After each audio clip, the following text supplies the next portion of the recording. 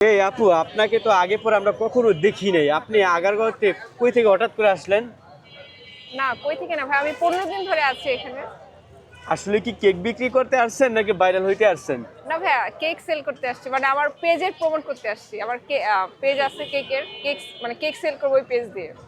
মানে cake sale করবেন page দিয়ে, এই জন্য আপনি আগারগাঁওতে আসছেন কেক পরিচিতি করার জন্য?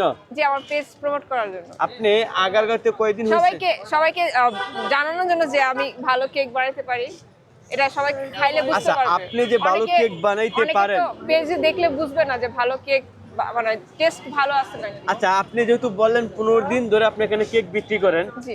এমন কোনো কাস্টমার কি খেয়ে বলছে যে আপনার কেক ভালো? সবাই বলছে ভালো। হ্যাঁ, সবাই বলছে ভালো। সবাই ভালো। হ্যাঁ। আচ্ছা, আরেকটা জিনিস জানতে চাই, এই যে আপনার কেকগুলা মূলত আপনি কেকগুলো বানায় কি? আমি। আপনি বানান? জি। আচ্ছা, এই বানানটা আপনি শিখলেন কোথায় থেকে? শেফস এন্ড ক্র্যাফট থেকে। মানে ট্রেন করছেন? হ্যাঁ, শেফস এন্ড ক্র্যাফট। হ্যাঁ, ওখান থেকে আমি ট্রেনিং নিয়েছি। কয় মাসের? 1 মাসের। 1 মাসের ট্রেনিং আপনি কেক বানায় আগারগাঁও চলে আসছেন? না না, ট্রেনিং তো নিচ্ছে আরো আগে, কয়েক মাস আগে। হ্যাঁ। তবে বাসায় অনেক বানিয়েছি। আচ্ছা, আপনি কেক তো অন্য জায়গায় বিক্রি করতে পারতেন, আপনি এই আগারগাঁওতে আসার কারণটা কি? ও আচ্ছা, আগের কথা সে বলতে পারে ভাগ্য। হঠাৎ করে আসছি একদিন, তো এখানকার যে লোকেরা আছে, তো আমি বললাম যে এখানে কি বসা যাবে, এত এত মানুষ বসে, শত শত মানুষ বসে। তো বললো হ্যাঁ হ্যাঁ, আপনি এখানে বসতে পারবেন। আচ্ছা, এখানে তো জাকির ভাই, সিমি আপু, তাদেরকে দেখে অনেক মানুষ আসে কেক বিক্রি করতে। আপনি কি এমন হয়েছে যে তাদের দেখে আসছেন?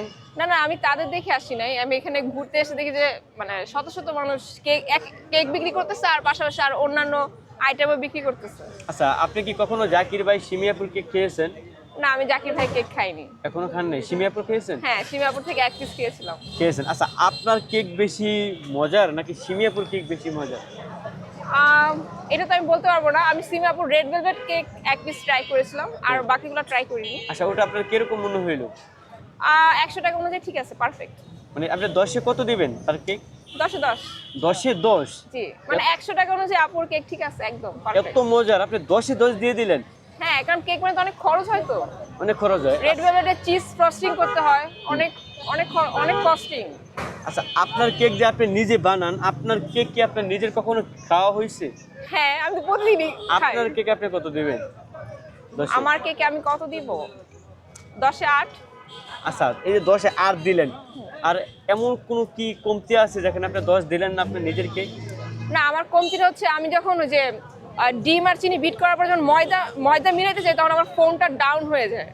মানে আমি মানে নতুন দেখে আমার ফোমটা ডাউন হয়ে যায়, তো মানুষ মনে করে আমার কেকটা মনে কম, কিন্তু আসলে আমি মানে সমপরিমাণ দেই, মানে উপকরণ দেই, কিন্তু ময়দা মিলানোর সময় ফোমটা একটু ডাউন হয়ে যায়। আচ্ছা, আপনাকে যদি ফোমটা একদম পারফেক্ট হইতো তাহলে 10-এ 10 দিয়ে দিতাম, কারণ শেফস এন্ড ক্রাফটে যেভাবে শিখাইছে আমাকে, আমি একদম হুবহু ওভাবেই করি, বানাই।